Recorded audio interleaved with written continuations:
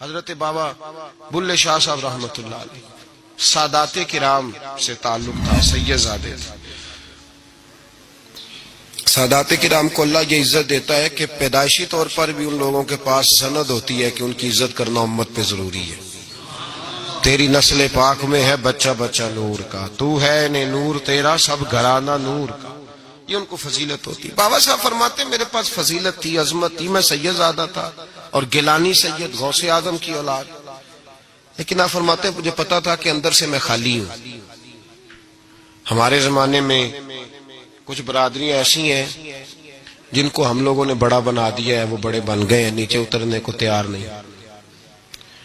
اور میں اکثر کہا کرتا ہوں کہ یہ زیادتی دونوں طرف سے ہوتی ہے۔ اصل مجرم وہ نہیں جو اپنے آپ کو بڑا جانتا ہے، اصل مجرم وہ ہے جو اپنے آپ کو چھوٹا سمجھتا ہے، وہ اصل مجرم۔ تو اس زمانے میں سادات کرام کی بڑی عزت تھی، بڑا نام تھا۔ تو بابا صاحب کہتے ہیں میرے گھر میں پیری مریدی تھی، ابا جی بھی پیر، دادا جی بھی پیر، پردادا جی بھی پیر، سارے پیر تھے، لیکن میں جب اپنے دل پہ نظر ڈالتا تھا تو خالی تھا معاملہ، شے کوئی نہیں تھی پاس۔ ہاتھ چموا لینا، نذرانہ لے لینا بات ٹھیک ہے، لیکن نہ علم نہ معرفت، کوئی شے نہیں۔ اب فرماتے ہیں میں نے جب پلٹ کے دیکھا نا، پورے علاقے پہ نظر ڈالی تو ایک درویش بابا، ایک سادہ بابا سائیں عنایت قادری، جس کی کوئی بڑا نام نہیں، کوئی بڑی برادری نہیں، اور کام اس کا کیا ہے، رمبا لے لیتا اور سارا دن کھیتوں میں محنت کرتا، لیکن جب مغرب ہوتی تو اس بابے کی مجلس سجتی، اور کہتے ہیں جب ایک دفعہ وہ اللہ کہتا تو اس کی تھاری داڑھی آنسوؤں سے بھر جاتی، اور جب عشاء کے بعد وہ حضور پہ درود پڑھنا شروع کرتا تو لگتا یہ کہ یہ سادہ نہیں پڑھ رہا، یہ مصطفیٰ کی زیارت کر کے درود پڑھ رہا ہے۔ فرماتے ہیں میری ساری برادری کو پتا تھا کہ اس کے پاس معرفت ہے، لیکن مسئلہ یہ ہے کہ ہم سید ہیں، وہ رائی ہیں، اب وہاں جائیں بت توڑیں کیسے، ٹوٹتا ہی نہیں، بہت بڑی مصیبت، کیسے ٹوٹے گا؟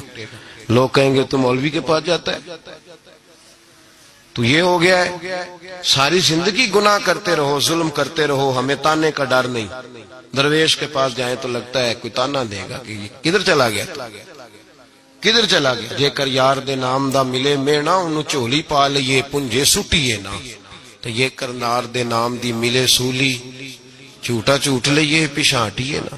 بابا صاحب کہتے ہیں میں روز اپنے آپ سے جنگ کرتا کہ جاؤں کہ نہ جاؤں۔ 2 4 5 لوگوں سے میں نے مشورہ کیا تو کہنے لگے تو سیدوں کو بدنام کرے گا، اب تو سادات کو بدنام کرے گا کہ سید ہو کے کسی کے دروازے پہ جاتا ہے۔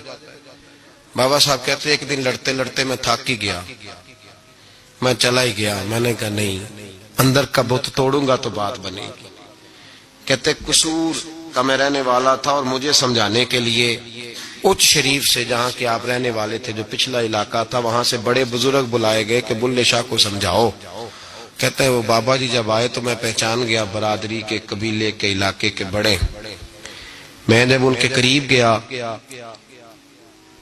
تو وہ نہیں مجھے جانتے تھے، بزرگ تھے، میں تو جانتا تھا نا، تو مجھے کہنے لگے بیٹے کون ہو؟ تو میں نے کہا حضور میری تو پہچان ہی کوئی نہیں، میری تو کوئی پہچان نہیں، آپ بتائیں آپ کون ہیں؟ تو کہنے لگے اسی اچیرے، ساڈی ذات اچیری، کیونکہ اچ شریف وچ رہنے ہیں۔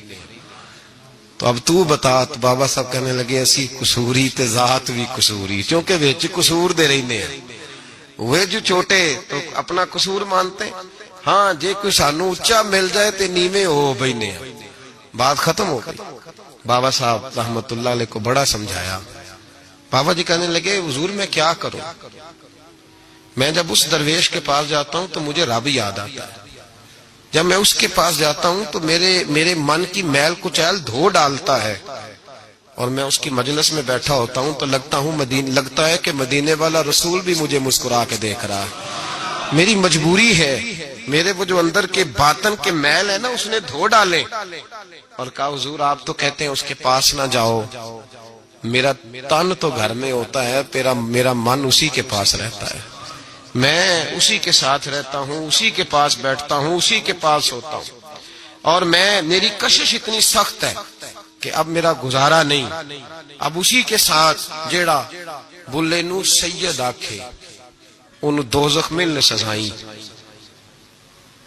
اب اس کی تشریح بڑے بڑے لوگوں نے اپنے اپنے رنگ میں کی ہے، کچھ نے کہا بابا جی نے بد دعا دی ہے، یہ بد دعا ہے، اگر کہا تو الجھ جاؤ گے، لیکن ہیں بھی وہ سید جھوٹ بھی نہیں. کچھ کہتے ہیں بد دعا دی ہے اور کچھ کہتے ہیں انہوں نے اعلان کیا ہے کہ میں اللہ کا ولی ہوں.